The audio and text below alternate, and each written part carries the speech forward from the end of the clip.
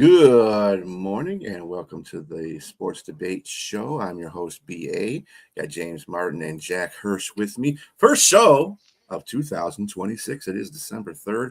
Hope you fellas are doing real good this morning. We have very good debate questions going on. We're going to start with the hottest debate topics because this is how we do it. First one today for the question.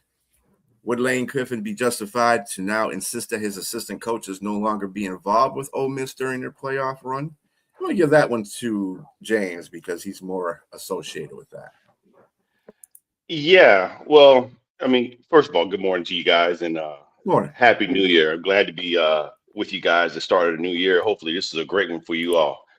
Um, Lane Kiffin there's a lot to unpack in that question.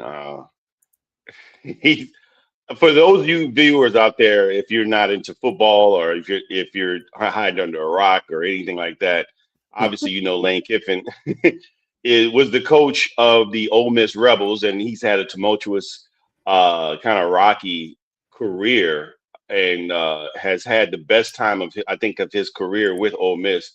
And this year, obviously, would have been the best time, but he just elected to leave and go leave Ole Miss for LSU and a conference rival, and he wanted to continue to coach his Ole Miss throughout the playoffs since they made the playoffs.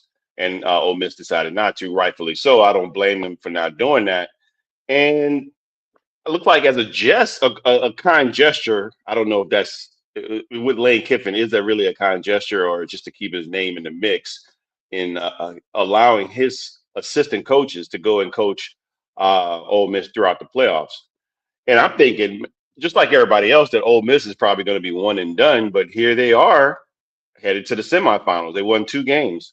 And so that makes it very difficult for a coach like Lane Kiffin, who's trying to get everything together on his side at LSU and needing his coaches who are traveling back and forth to Baton Rouge to Mississippi to go and to coach these players continuously throughout the playoffs and get themselves ready throughout getting ready for spring, getting ready for the transfer portal, everything that comes with football that's during this time. I think that he should let his players stay, honestly, and continue to coach, because he shouldn't have let them go in the first place. It's going to look really bad if he decides to pull them.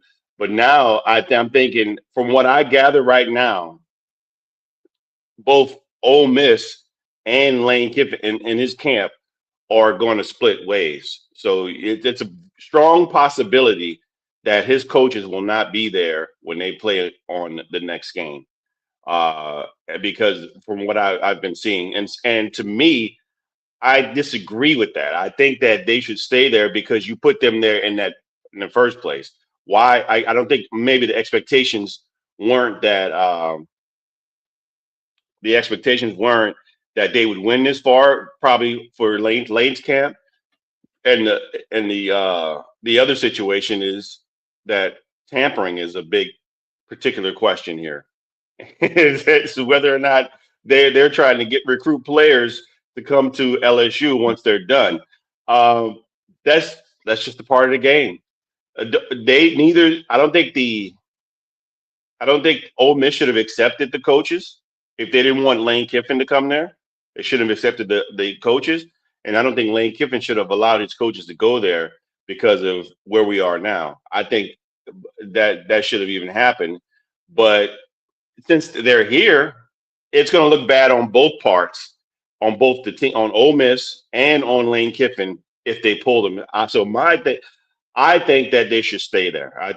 Give me the question. Let me see. Would he be justified? No, I don't think he'd be justified. So I think it would look bad on his part and on Ole Miss's part if they allow these players to go. The coaches to leave. Yeah, James, are you running for political office? Because you seem to be avoiding the question. You're bumbling around like I can't. I'm trying to make sense of what you're saying. I mean, you're kind of all over. You're here, you're there, you're everywhere. Yeah, you go, yes, no, yes, no, yes, no. You're darting in and out, just smoother than Terrence Crawford bouncing in and out. I mean, is Lane, but it seems to me that you feel that Lane Kiffin is not justified to pull his coaches back at this point. Am I correct? He's not Correct. justified. I'm going to say he is justified to pull his coaches back. I mean, Ole Miss isn't naive. You mean to tell me Ole Miss couldn't anticipate this situation happening before the playoffs with the transfer portal? You mean they were completely asleep at the switch, Ole Miss? That's incompetence if that's the case. Either that or they had no confidence at all that their team could advance, that Ole Miss themselves thought they'd be one and done. Are they in la la land? It's transfer portal time. Call Lane Kiffin vindictive all you want. Call him the biggest blankety blank all you want, but this is business. The transfer portal's coming up. He needs his coaches there. Everyone has their coaches there at this period. So should he be the only one who's not? I mean, he did offer to coach at Ole Miss. Had Lane Kiffin been coaching at Ole Miss through the playoffs, he would be there now. Obviously, he'd be doing double duty, doing his LSU, stuff in addition to Ole Miss, but his coaches would be at Ole Miss with him. So you mean to tell me Ole Miss is saying to Lane Kiffin, if you're going to LSU, you can't coach here through the playoffs, but they're accepting his assistance? There's something off here. His assistants are gone. So why are they accepting them but not Lane Kiffin? Okay. So that to me, what you just said, you just fed into what I'm saying. If Lane Kiffin were coaching, would he have quit and walked away at this point in time because of what's going on? He wouldn't walk away. I mean, he'd be too vain for that. He'd be too vain to say, I'm going to continue coaching Ole Miss until we get to the end. If we get to the end, so be it. It's what it is. I won a championship with them, and now I'm gone. So why not let your coaches stay? If that's the case, why? There's no way Lane Kiffin would have left himself. So why are you going to pull your coaches away from the situation because they're still winning there? But I hear from what I hear again. Ole Miss doesn't want them there any longer because of the potential tampering, which is goofy. I think both parties are goofy right now for what they've done. But in the situation, you just can't pull away because it's going to look bad on Lane Kiffin and his program. And because LSU, if I'm LSU, I'm looking at you sideways. I mean, because why are you going to pull away now when you have the potential to actually win a championship? Because I mean, to be honest with you, they're in a situation to win only because of Lane Kiffin. All this is because of Lane Kiffin.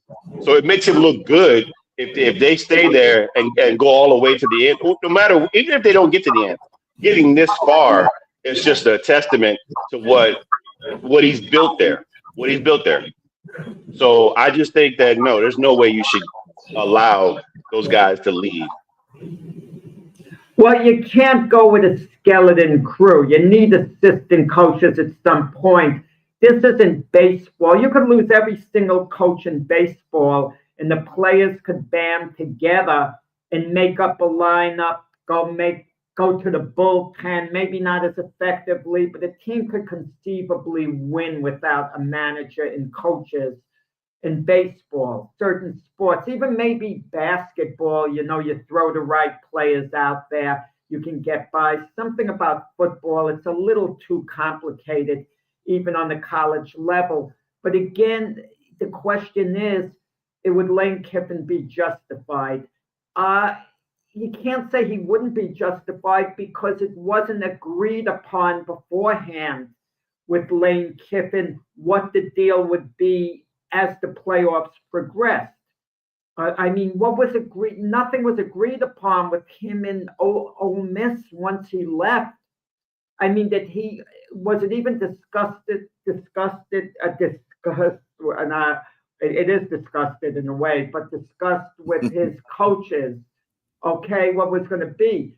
was, did everyone just think, oh, we'll be out of here in 1 week with the playoffs. Lane Kiffin's going to look good because he allowed his coaches to coach there. He didn't bail out on Ole Miss, but it hasn't quite worked out that way. And you could say all you want, give Lane Kiffin credit if they won, they're winning with his team.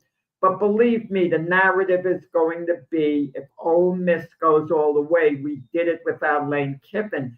That's the mentality, right or wrong. I'm not saying that's the correct attitude to take. I'm just saying what the narrative is going to be. They're not going to be thinking, well, they so much won with Lane Kiffin as much as they're going to think we won it without him. I mean, I'm not saying that's the correct thing to think. I'm just saying that's what the narrative is going to be. And Lane Kiffin knows it. So he probably has mixed feelings. He could say all he wants. Oh, I'm rooting for Ole Miss to go all the way. They're my kids. A large part of them will be relieved if they get eliminated. It really will. He's not going to be upset if they get eliminated.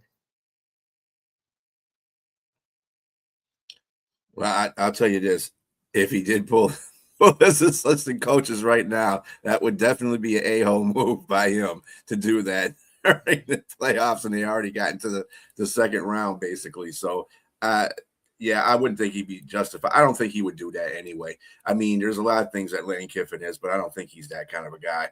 I think he's going to keep him in there as long as he can. He's just going to have to work around it. That's all. No, I think from what I understand that both are like almost mutually agreeing that they should go. Because right now, yes, because that's cool. Ole Miss is James, who's going to coach for Ole Miss? Where they're getting assistance from? I don't know. I don't know. But yeah, the next home game, they're going to have people come out the stands and who wants to go? Yeah, I mean, it's important in football. I mean, it's important. Culture is important in any sport. Don't misunderstand me. More important in football. I know I coached on the high school level, and I once had an opportunity to coach football, to go for the job interview, the whole thing. I didn't want to know from it.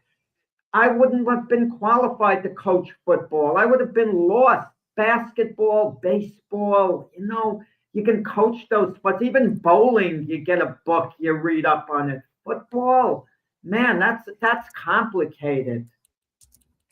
Yeah, I mean, I'm pretty sure there are other guys like or other scouts or certain coordinators that passing game coordinators or whatnot that probably move up or in position to move up.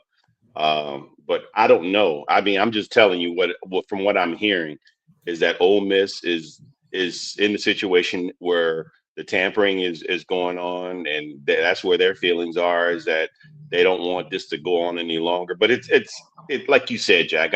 This is where you and I have to agree. I mean, they already knew this was going to happen when you allowed these coaches to come in anyway. You didn't think that was going to happen. You had to be blind to not think that. I mean, whose fault is that? Isn't that the Ole Miss administration?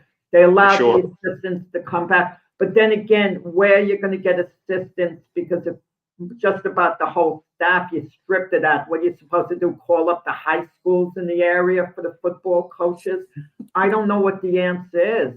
But there's no good answer, because ultimately we have to look at Lane Kiffin and say all this is his fault because he elected to go. And not only did he elect to leave, obviously he elected to leave and go to interconference rival, and so it just makes the whole situation just like fall right into a big mess. And so if you really want to put it into somebody's fault, it's the NCAA's fault, because they don't have any these rules. This stuff has got to change. It really, all this coaching and all this moving around and transfer portal and that stuff's got to change. They got to do something. They got to come in there. Somebody's got to put a foot in there and say, "Hey, hold up a minute. Let's regulate this whole situation so we don't have these issues, in the coming years." And it's kind of like the same thing with the NFL and their coaching process. You're allowed to go and look for coaches before, even if your team is in the playoffs, which I think is, ignorant to me. I don't understand that whole situation. if they get to a point and they lose out of the playoffs, then go ahead and let them look for coaching gigs. If they, or until they get out the Super Bowl, whatever the case may be, but doing it during the playoffs is, again, the team is going to lose focus. You're not coaching, especially if you're getting a head coaching spot. You're not going to you're not going to give out your 100%. You're a human being. You already got a job. Why the heck would I want to, continue doing this one? You do it, but it's like a half-ass kind of thing that you're doing. So I mean, it's kind of, to me, the same way it's going to be in the NCAA. They got to do something about that. They have to make some kind of rules and regulations so we don't have any of this problem. And Lane Kiffin doesn't look like an ass, and neither does Ole Miss.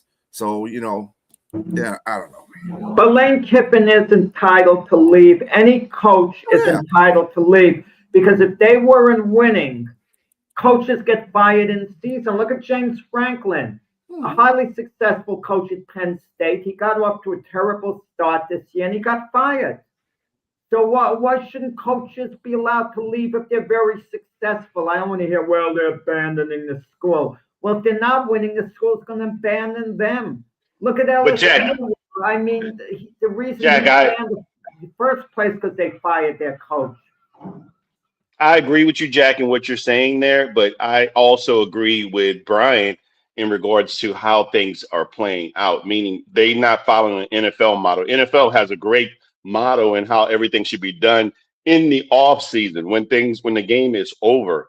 This is when transfer portal and national signing day should be done after the game is done. When you're done, you should have these things. That way, it makes it a lot easier that these guys can be working towards building their team after things are done, not during the season, not during playoffs when there's a problem. That's like you said, the NCAA is probably one of the major culprits here that should be culpable, because this is what's going on. I mean, because of everything that's transpired, it should be the NCAA's fault, because he's got to get in LSU ready. And Ole Miss, when they're done, they're going to have to get their team ready. But he's trying to do all that right now in the midst. That's why everything's a big mess right now. I'm going to go back and say that Lane Kiffin would be justified, because he elected to allow his coaches to go back there and coach. And so now, and to me, you need to finish a job. You need to finish the job. As hard as it may be, as difficult as it may be. And Ole Miss, as terrible as you don't like Lane Kiffin anymore, and as the situation, that he's going to pluck some of your players away from the team. There's nothing you can do about that. You elected to allow those coaches to come in.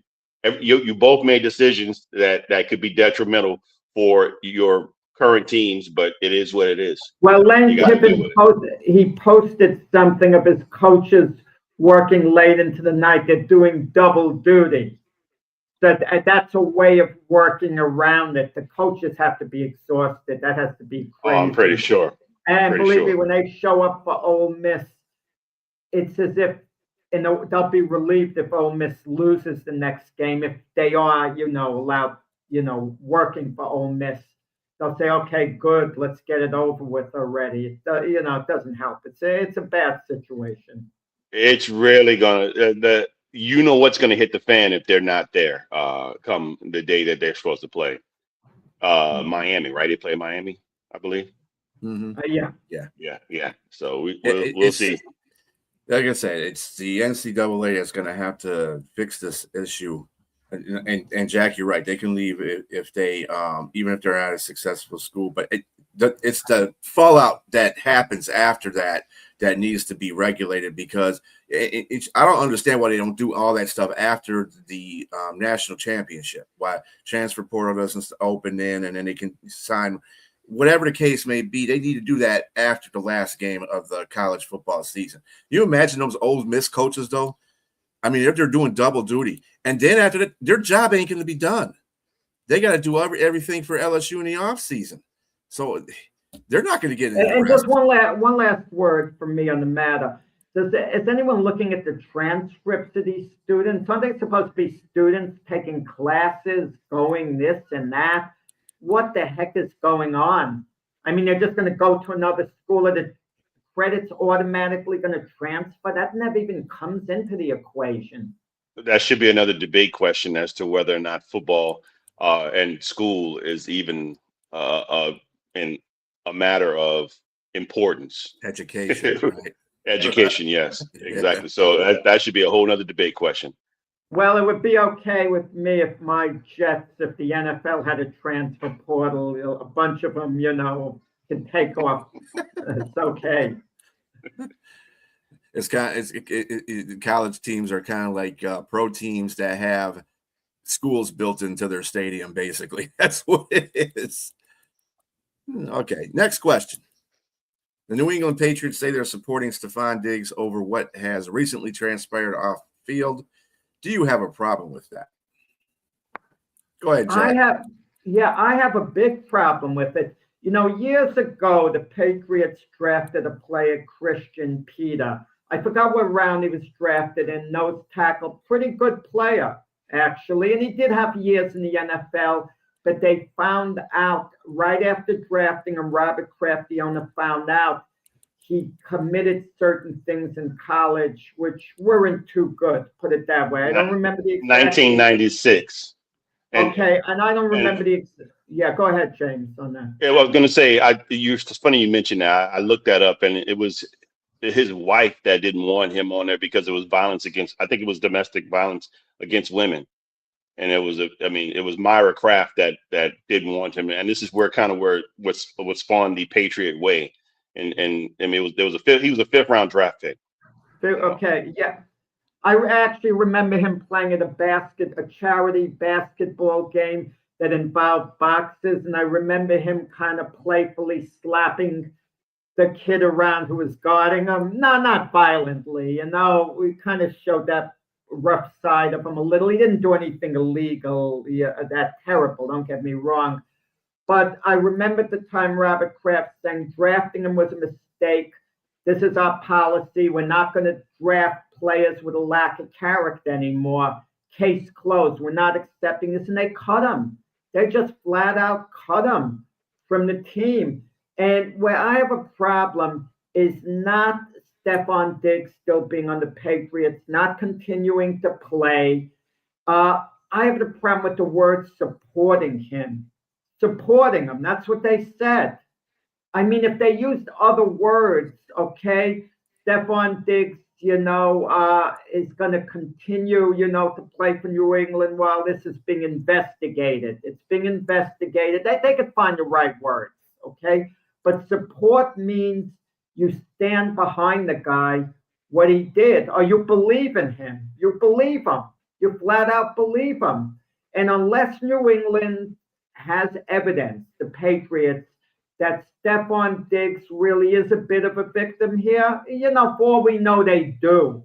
They have some type of evidence that we're not privy to. The word supporting him, I find that highly distasteful. I do have a big problem with the word supporting someone or standing behind someone.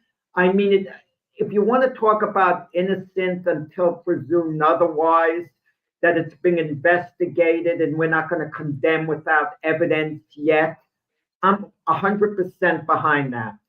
But supporting a guy, unless you're sure that he deserves that support, and if we find out later that Stephon Diggs was at fault and New England said they supported the guy, I mean, that's bad to me. I do have a problem with it.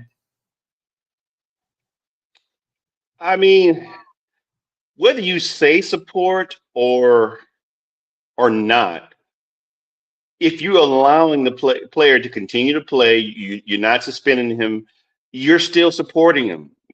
Whether you say it or not, if you have a problem with him saying the word, actions speak louder than words. If they're going to allow him to play, because obviously they need him, if they're going to allow him to continue to stay in the building because they want him to be a part of the system, as they go into the playoffs, you're still supporting him, whether you say it or not, Jack. You're still supporting him.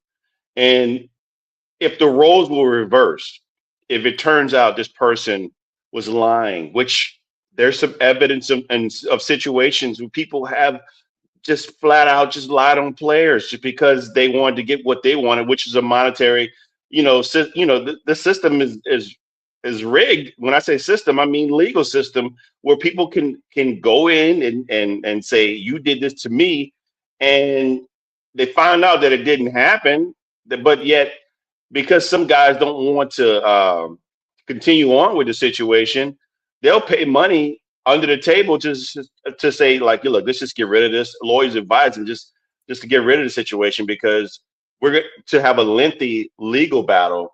It may still be more of a visual stain on you or the team, because even if you are found innocent, it's there. You know what I mean? Or the stigma or the ambiguity is going to always be there and question about whether or not you were guilty or not.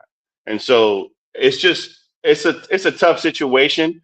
And I'm not saying he's guilty, and nor am I saying he's innocent. Due process, it should be there and allow this person to go through, because there are situations, forget football, where guys have been blatantly lied on, people have been blatantly lied on, and where the system was just was rigged against the player. I mean, against, not forget a player, people. I mean, we're talking about, forget as a black person, we're talking about back in the day, the Central Park Five or whatever those kids were. They were presumed guilty before they were, and it turns out they were innocent. It's just, you got to allow the system to work for itself first before. And so if you're going to say you support a person, and that to me, that depends on what that person, he's been in the building. He must have been astute. He must have been a person that's just been doing the right thing, the Patriot way, for them to say that. And so you can't just drop a person off and say that you're not going to support him, because ultimately you're saying if you don't support him, you're saying he's guilty. And if you figure it out, and you're not guilty, then come on back. It's just, how does a player look at you then? And like, okay, this is how you treat me, and it turns out I was innocent of it, all this stuff, and then now you want me to come back and play for you? It's a tough situation, because unfortunately, if there's a victim there, in the lady, yeah, you don't want to say you supporting a person, but at the end of the day, if he's going to be in the building, if he's going to play, if you don't say support, you're still supporting him. So I don't have a problem with them saying it at all. I think that if you say you support someone, then you absolutely believe in their innocence. Look at the Duke lacrosse coach. While everyone was getting on the Duke players, presuming that they were guilty, you'd even see that, who's that woman attorney, Grace, what's her name, going on CNN, and she was vouching such hate against the Duke players, for supposedly raping the girl. And it turned out they were 100% innocent, but their coach, who said flat out, I support these kids, I know these kids, he gets fired. He gets fired from his job for supporting. Okay? What's going to happen to the New England Patriot organization if Stephon Diggs, if it turns out that he is guilty and they said they support him? Nothing's going to happen at all. But you say, unless they have evidence, maybe they have evidence behind the scenes. And Stephon Diggs, let's be honest about it, I'll have to admit, is a bit of an easy mark right now because of his past, how he's acted in certain situations. A little incident early in the year with the picture taken of him, what went on at Buffalo, supposedly, tension with Josh Allen working his way out of Minnesota. But, one might have nothing to do with the other. But somehow I'm okay with New England standing behind him, until the case gets resolved, because they should stand behind him until it gets resolved. I don't want him cut, but saying they support him, support means you're on someone's side. That's what support means. I just don't like the term more than anything else. And with that said, what you just said makes more sense, and I'll let B go. Maybe by them saying that they support him, there must be something that his attorney, there's either lack of evidence or just something that makes this an egregiously false claim, and okay, so then they've been shown that this is where this is at, and this is why I'm not guilty. So okay, so because like you said, it's a major organization, so they must have something there that allows them to support him. So it is what it is. I don't think that's the case either way. I think the fact that it's a business thing. Um, I was reading the article when they did the press conference, remember also Christian Barrymore, defensive lineman for New England, is also in the same situation with domestic battery. And he had to come out and defend both players. Well, not defend them, but, understand the situation that's going on. And he basically summed up both the players with, yeah, we support their players because they're allegations. Those are allegations. When he says they're allegations, so we support them. But support doesn't always mean that if they get found out that they're guilty, both of them, of their crimes, then of course they're going to be, let go from the team, I would assume, because that's what Patriots usually do. But they'll be let go after the playoffs. well, I don't know how that's going to work.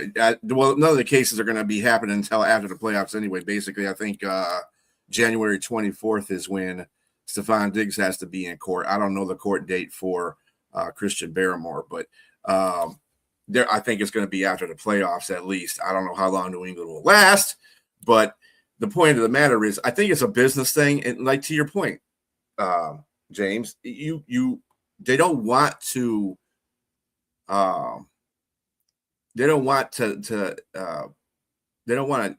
get the player to be thinking that, oh, well, you don't support me, and then I found out that you are innocent, and then they say, oh yeah, you come back. That would be ridiculous. I wouldn't go back if I was the player. I was like, oh, okay, well, you didn't stand behind me when and I told you I was innocent, blah blah blah. So it's a two-way street. It cuts like a knife sometimes. So you got to make sure that you do what's best for your team at that moment. And I think that's what Vrabel did. He just said, it's allegations. He filed allegations by we support these, because of these allegations, we will support our players.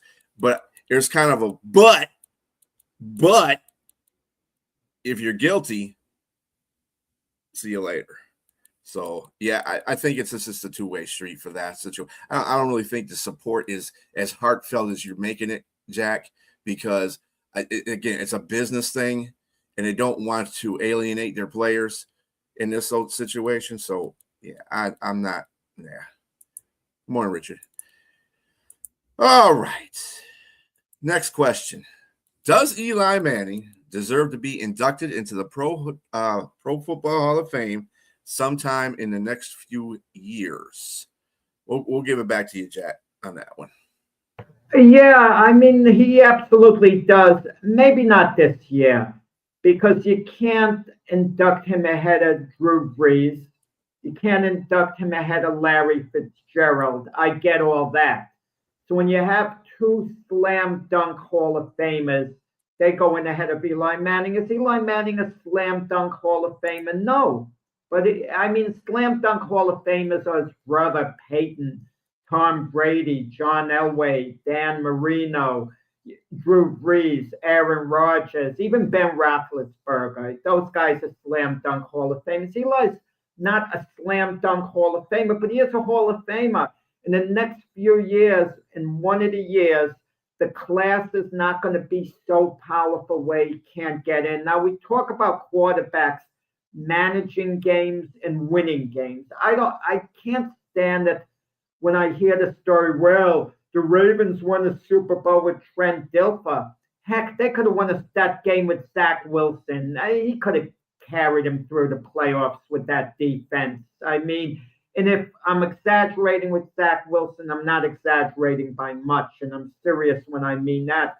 So don't give me the Trent Dilfer line. Eli Manning went out and he won both Super Bowl games. He took the Giants down the field in their last possessions. He won those games. Look at the last drive that you talk about the helmet catch, but he put the ball there and avoided the pass rush. And the second Super Bowl, that pass to Mario Manningham was sensational, and he took him down the field. And what about his Ironman streak? 210 games? Think about that, 210 consecutive games he played in. Compare that to the current record. Josh Allen has been in 121 consecutive games. That's the longest streak in the NFL. Josh Allen has got a long way to go to catch the 210, okay? I mean, he's got to play about 6+ seasons to catch up to Eli Manning on the Ironman streak that he had. The argument against Eli Manning's this: regular season, his record is subpar. Well, you can't have it both ways.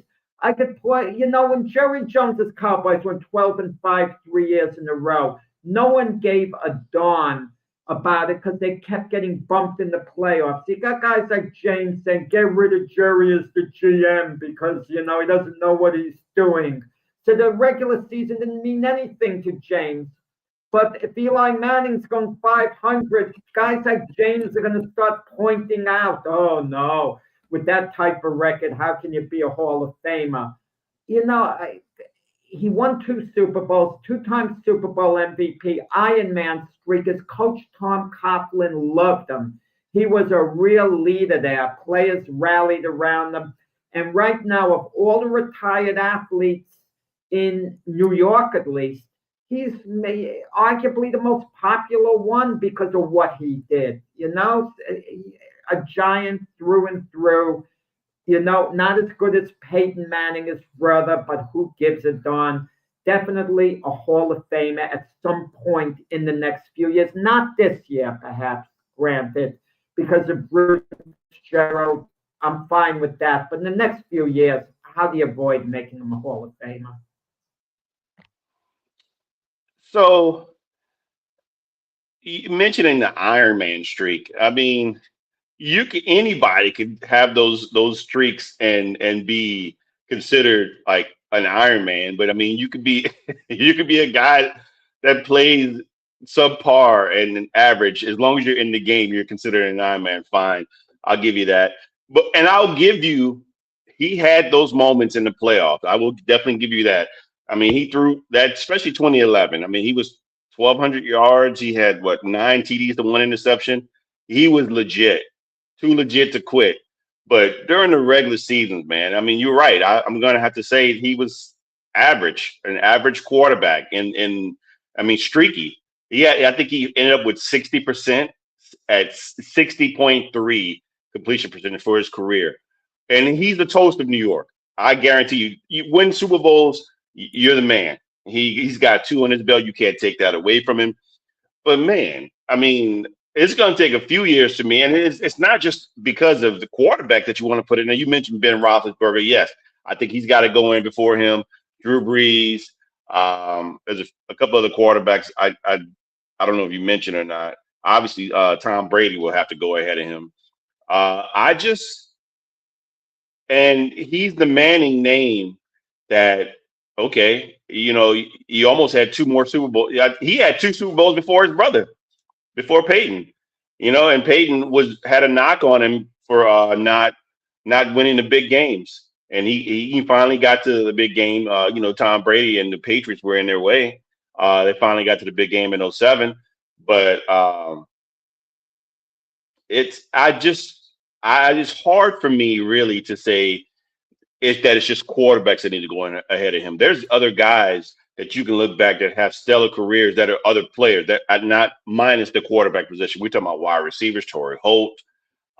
We talk about Reggie Wayne, guys like that. I wouldn't put Frank Gore ahead of him, but there's guys like that probably needs to be in. I even go as far as to say that as a slot that needs to go in ahead of him. That's way back in Lester Hayes. Even though he had the issue with the stickum, Lester Hayes was a standout cornerback and won 2 Super Bowls as a matter of fact, partly because of him. I really think a lot of guys, there's a lot of slots that need to be let in at some point. And it's going to take a long time. Is he deserving of a Hall of Fame? Yes. I'm not going to take that away from him. I think he does, but I think it's going to take more than a few years. I think he's not a guy, like you said, not a slam dunk. But then at the same time, there's a lot of guys that weren't slam dunks that probably deserve to get their spot in ahead of him, because I just didn't see, like, again, it takes a team. That '07 team was mainly because of the defense. You said the helmet catch, fine, but the defense held the Patriot undefeated team to 14 points. So I just think mostly it was the defense that won that. Now the 2011, that was more him.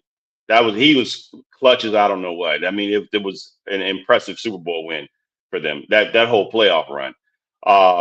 But I just think that he had a lot of skewed numbers: 57,000 yards, 366 TDs to 244 interceptions is a bad ratio to me.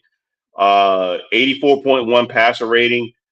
He had his jersey retired to number 10, and he's in the Ring of Honor. That's great, but it's okay. I mean, to me, he had a couple of good runs, a couple of really good runs, and the teams had good runs.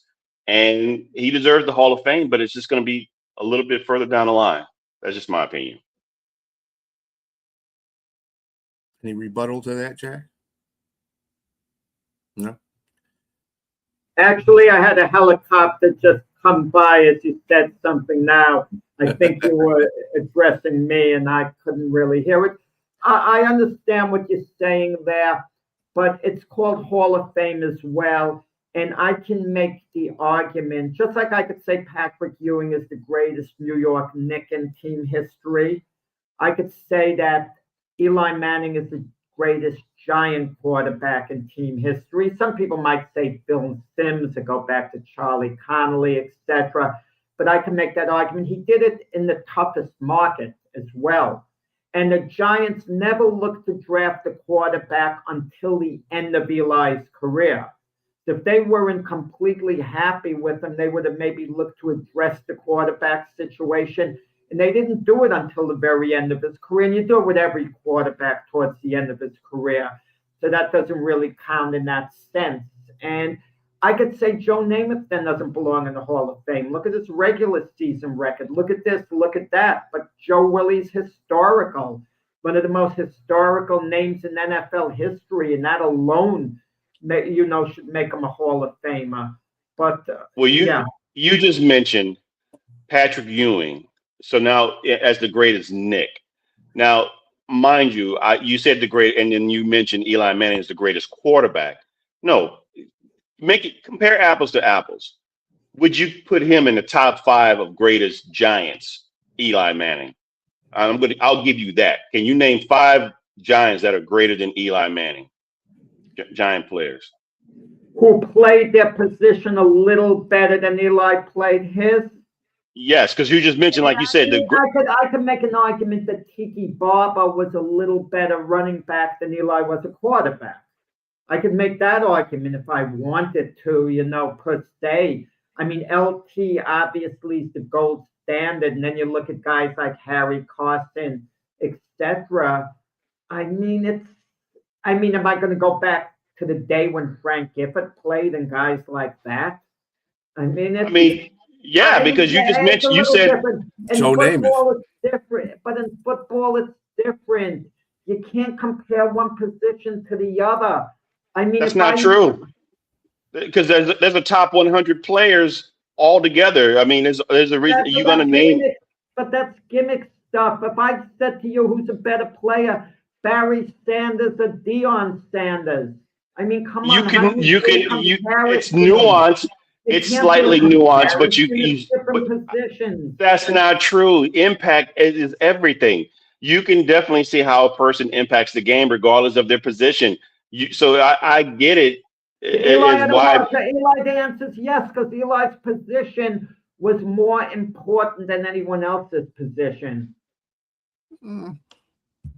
I don't think so. I mean, his position is, but did he play his position well enough to be in that top 5? That's the thing. That's the question I'm asking.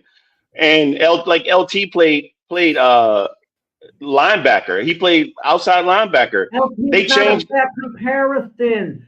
I could argue LT was better than Jerry Rice then I could rate him ahead of Jerry Rice. You could argue that. Jerry Rice was the, best receiver over the course of his career in NFL history. You could argue that. There's so many. That's another debate question that we can have. I mean, I get it.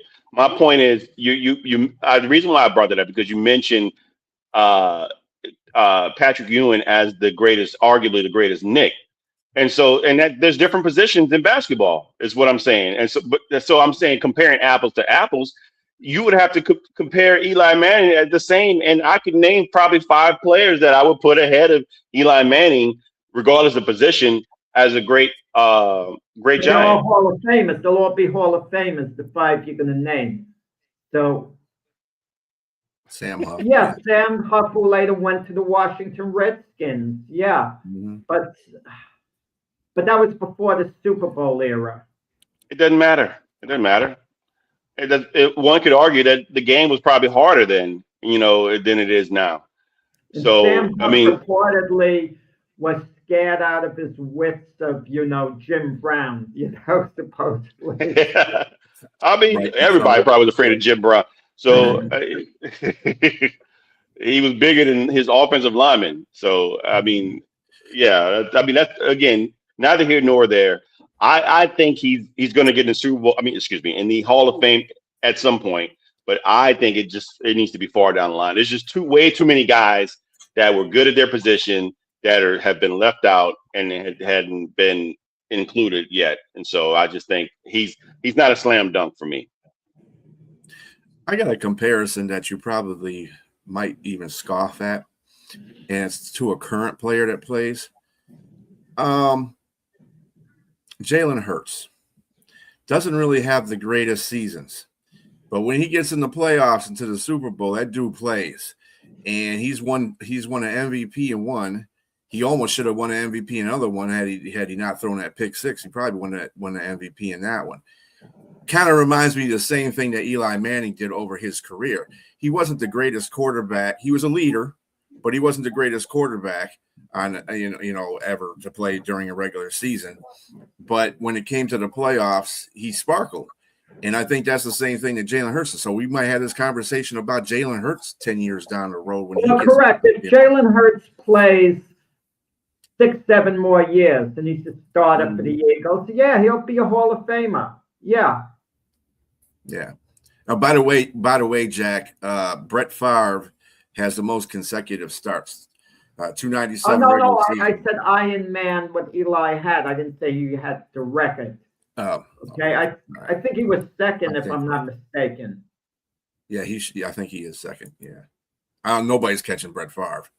And he beat Brett Favre. He beat Brett Favre in the NFC Championship game in Green Bay, sub-0 degree weather. Eli actually, that was one of Brett on the Favre. run that run they went on. Yeah. Yeah. And I think Brett Favre threw an interception to seal that game, didn't he? Yeah, he threw an interception and they sealed that game. All right.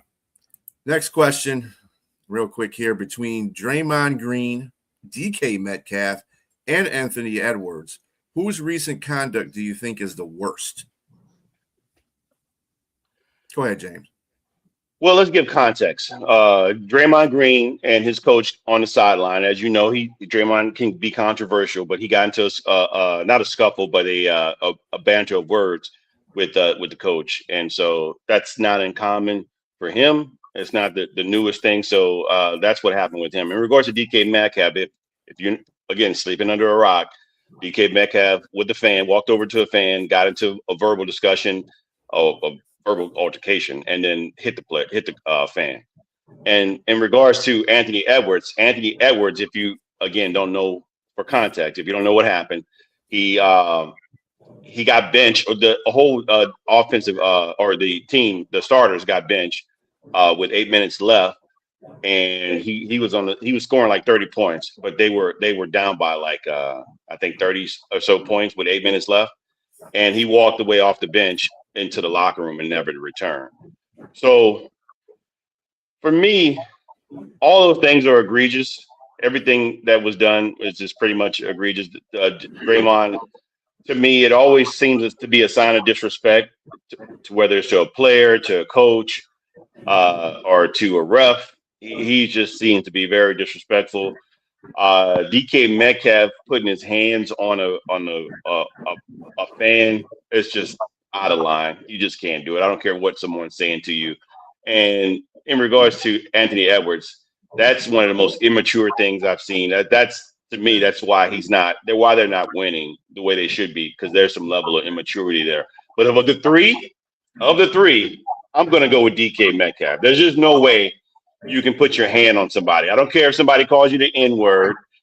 If somebody calls you something, there's that old saying: "Sticks and stones may break my bones, but words will never hurt me." You, if it does hurt you, you got to figure out a way. You got to go sit down and talk to somebody or something, because someone's always going to say something to you, especially if they know that it can get under your skin.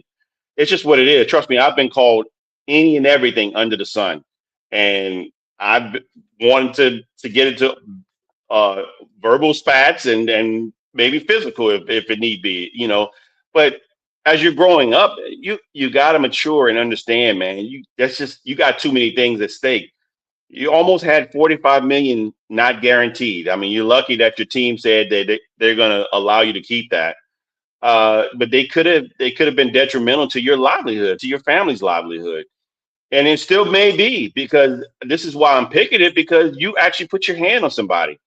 Not only did it might affect your money, it affected your team. You're suspended. You're not being helpful in your team, and you're in a situation where you versus the Ravens, the Steelers versus the Ravens, it's either win or go home. And them not having you is makes it a big possibility that you may not win. And all not just that, later on, you just gave this guy money into his pocket. When you hit him, he just heard the cha-ching sound. He's gonna go to civil litigation to try to get money out of you, and he's probably gonna get it. Just because there's visual evidence that shows that you hit him. So somebody walking off, in regards to Anthony Edwards walking off the court, that could be fixed without having to be fined, without having to lose. You come back, you and your coach figure it out. Even the coach said, he's got to stay and support his team, but they'll figure that out. Draymond Green, I listened to Steve Kerr he was on what's the guy's name? Tom Tolbert, a former Golden State player. He has a podcast, and they talked about it. And even Tom said, you and Draymond are the same player. Same person when I played with you. And Kerr was like laughing because, yes, he's like, that's just us, man. And he said it was a misunderstanding because he thought I was telling him to stop fussing at the ref or whatever. But I'm mainly telling him to come get into the huddle because I took a timeout. We need to know what's going on. And so they said some things to each other, and it just got out of hand. But he said it was just a misunderstanding. And so to me, the reason Draymond is still on the team is because he loves his fire. He loves his passion for the game. That's just who he is, especially at this point. That's why I didn't pick him number one. But DK Metcalf is my choice. Yeah, with Draymond Green, we know what's going on, even the players. It doesn't undermine Steve Kerr in their eyes. They're like family. They've been through so much together. Him walking out doesn't make Steve Kerr look bad. It's what it is. They get past it. Draymond is Draymond. He was wrong what he did, even though Steve Kerr took some of the blame. And DK Metcalf, okay, he hurt his team more than the other guys hurt their team because he had to miss last week. They may have won the game had he been in the lineup, and then they would have won the division. He may have actually wind up costing his team winning the division, but he wasn't disrespecting his teammates. There's a difference involved. He had an incident. He wasn't undermining his teammates directly or showing them any lack of respect. Anthony Edwards was, absolutely. Who the heck does he think he is? Where the coach wants to empty his bench with his team down 29 points with a little over 8 minutes to go to give the other guys, the reserves, a chance to get into a game. And because it's in Atlanta and he has his family down there, where he's already played virtually the whole game and got 30 points, as you said, he decides he's mad because his coach isn't giving him a chance to score 40. he just leaves. You know, he disrespected his teammates who were getting in the game. Through you guys, I'm leaving. How dare you substitute me? Completely unacceptable what Anthony Edwards did. That's the worst of the three guys. DK Metcalf is the most damaging to his team, but he was, again, it was separate from the team in itself. He went off to the side. He dealt with the fan. It was awful. He wasn't disrespecting his teammates at the moment it happened. Anthony Edwards absolutely was unacceptable.